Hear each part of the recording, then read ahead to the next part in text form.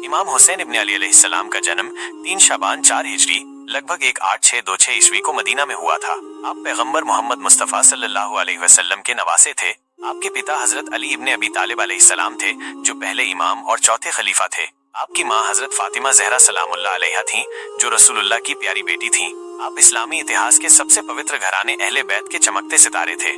जब इमाम हुसैन का जन्म हुआ तो रसूलुल्लाह सल्लल्लाहु अलैहि वसल्लम को बहुत खुशी हुई। उन्होंने खुद अजान और इकामत दी और नाम हुसैन रखा, जो जन्नत के एक नाम से लिया गया था। बचपन का दौर। इमाम हुसैन ने अपने बचपन के शुरुआती साल पैगंबर मोहम्मद सल्लल्लाहु अलैहि वसल्लम की गोद में बिताए। आप अपने भाई इमाम हसन अलैहिस्सलाम के साथ बहुत ही आदरणीय वातावरण में पले बढ़े। रसूलुल्लाह उन्हें अक्सर अपने कंधे पर बैठाकर मस्जिद में लाते थे। एक बार रसूल ने कहा, हुसैन मुझसे है और मैं हुसैन से हूँ। रसूलुल्लाह की वफात के बाद इमाम हुसैन ने अपने पिता इमाम अली की छत्रछाया में प्रशिक्षण लिया। जब आपके पिता खलीफा बने तब आपने सामाजिक न्याय, इस्लामी हुकूमत और शूरा के सिद्धांतों को करीब से देखा। जवानी का समय और सामाजिक योगदान। जब इमाम अली को शहीद कर दिया गया तो इमाम हसन अलैहिस्सलाम ने इमामत का जिम्मा संभाला और मुआविया से समझौता किया ताकि मुसलमानों के बीच खून खराबा न हो। उस समय इमाम हुसैन ने भी अपने भाई के फैसले का सम्मान करते हुए खामोशी अख्तियार की। सन 50 हिजरी में जब इमाम हसन का इंतकाल हो गया तब इमाम हुसैन को इमामत की जिम्मेदारी मिली, लेकिन मुआविया अब भी सत्ता में था, इसलिए इमाम हुसैन ने विद्रोह नहीं किया, मगर उन्होंने सच्चाई और धर्म की रक्षा की। यजीद का सत्ता में आना।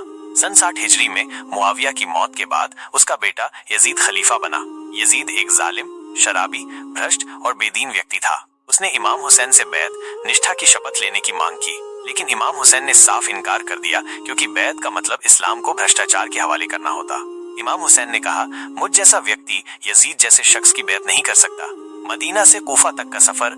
यजीद की बैयत ना करने के बाद मदीना में इमाम हुसैन को खतरा महसूस हुआ। उन्होंने मक्का की तरफ हिजरत की। वहां उन्हें कूफा से हजारों खत आए, जिनमें लोगों ने उन्हें खलीफा मानते हुए बुलाया।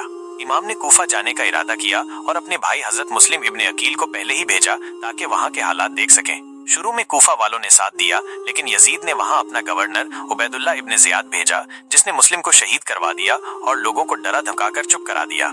जब इमाम हुसैन अपने परिवार और साथियों के साथ मक्का से कूफा के लिए निकले तो उन्हें रास्ते में पता चला कि मुस्लिम शहीद हो चुके हैं। फिर भी उन्होंने यात्रा जारी रखी, क्योंकि उनका मकसद सिर्फ हुकूमत नहीं था, बल्कि इस्लाम की असल रूह को जिंदा रखना था। करबला की जमीन पर 2 मुहर्रम 61 हिजरी को इमाम हुसैन करबला के मैदान में पहुंचे। यजीद की फौज ने उनका रास्ता रोक लिया और फरात नदी का पानी बंद कर दिया। 7 मुहर्रम से पानी पर पूरी तरह पाबंदी लग गई। छोटे छोटे बच्चे प्यास से तड़पने लगे। इमाम ने कई बार यजीद की फौज से बातचीत की, मगर कोई असर नहीं हुआ। 10 मुहर्रम आशूरा बलिदान का दिन।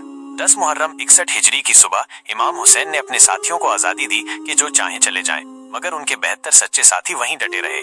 एक एक कर उनके साथी मैदान में शहीद होते गए। हजरत अली अकबर, उनके जवान बेटे, हजरत कासिम भतीजे, हजरत अब्बास अलमदार भाई और अन्य अहेले बैत के सदस्य शहीद हुए।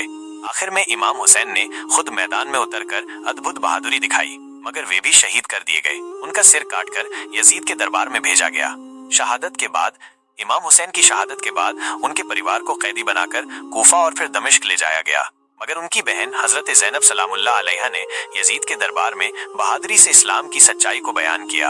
इमाम हुसैन की विरासत। इमाम हुसैन की शहादत ने पूरी दुनिया को सिखाया कि जुल्म के खिलाफ खड़ा होना ही असली इस्लाम है। उनका बलिदान सिर्फ मुसलमानों के लिए नहीं, बल्कि सारी मानवता के लिए प्रेरणा है। उन्होंने साबित किया कि इंसानियत, न्याय और धर्म के लिए जान देना सबसे बड़ी इबादत है। हुसैन और उनके भाई इमाम हसन अलैहिस्सलाम पैगंबर मोहम्मद सल्लल्लाहु अलैहि वसल्लम के सबसे प्यारे नवासे थे। पैगंबर उन्हें बहुत प्यार करते थे और अक्सर उन्हें अपनी गोद में लेकर खेलते थे। कई रिवायतों में आता है कि पैगंबर जब मस्जिद जाते थे तो इन दोनों को अपने कंधों पर बिठा लेते थे। लोग कहते थे, क्या शानदार सवारी है ए अल्लाह के रसूल। तो पैगंबर कहते थे, क्या शानदार सवार है। यह उनके प्रति पैगंबर के असीम प्रेम और सम्मान को दर्शाता है। दुआ और नामकरण। जब इमाम हुसैन पैदा हुए तो पैगंबर मोहम्मद सल्लल्लाहु अलैहि वसल्लम ने खुद उनके कान में अजान और इकामत दी। उन्होंने अल्लाह से दुआ की और उनका नाम हुसैन रखा। ये नाम जन्नत के नामों में से एक है और इस नाम को पैगंबर ने अल्लाह के हुक्म से चुना था। हुसैन मुझसे है और मैं हुसैन से हूँ। ये हदीस बहुत मशहूर है और इमाम हुसैन के बचपन के दौर से ही संबंधित है। पैगंबर मोहम्मद सल्लल्लाहु अलैहि वसल्लम ने ये बात कई मौकों पर फरमाई। इसका मतलब सिर्फ रिश्तेदारी नहीं, बल्कि ये है कि इमाम हुसैन पैगंबर के दीन और उनकी शिक्षाओं का विस्तार थे। उनकी शख्सियत और उनका बलिदान पैगंबर के मिशन का ही एक हिस्सा था। ये दिखाता है कि पैगंबर ने अपनी उम्मत को इमाम हुसैन की अहमियत और उनके मकाम से आगाह किया था। 4. जन्नत के सरदार पैगंबर मोहम्मद सल्लल्लाहु अलैहि वसल्लम ने इमाम हसन और इमाम हुसैन के बारे में फरमाया, हसन और हुसैन जन्नत के जवानों के सरदार हैं। यह हदीस उनके बचपन में ही कही गई थी और ये उनके भविष्य के मकाम और इस्लाम में उनकी केंद्रीय भूमिका को उजागर करती। पैगंबर का सजदा लंबा होना। एक रिवायत में है कि जब पैगंबर मोहम्मद सल्लल्लाहु अलैहि वसल्लम नमाज पढ़ा रहे थे और सजदे में गए तो इमाम हुसैन, जो उस समय बच्चे थे, उनकी पीठ पर चढ़ गए। पैगंबर ने सजदा तब तक लंबा किया जब तक हुसैन खुद अपनी मर्जी से नीचे नहीं उतर गए। जब लोगों ने पूछा तो पैगंबर ने फरमाया कि मैंने ये इसलिए किया ताकि मेरे बच्चे को कोई परेशानी ना हो। ये पैगंबर के अपने नवासे के प्रति अथाह प्यार और उनकी मासूमियत का सम्मान दर्शाता है। इन वाक़यों से पता चलता है कि इमाम हुसैन का बचपन साधारण नहीं था, बल्कि वो पैगंबर मोहम्मद सल्लल्लाहु अलैहि वसल्लम के सीधे संरक्षण में बीता।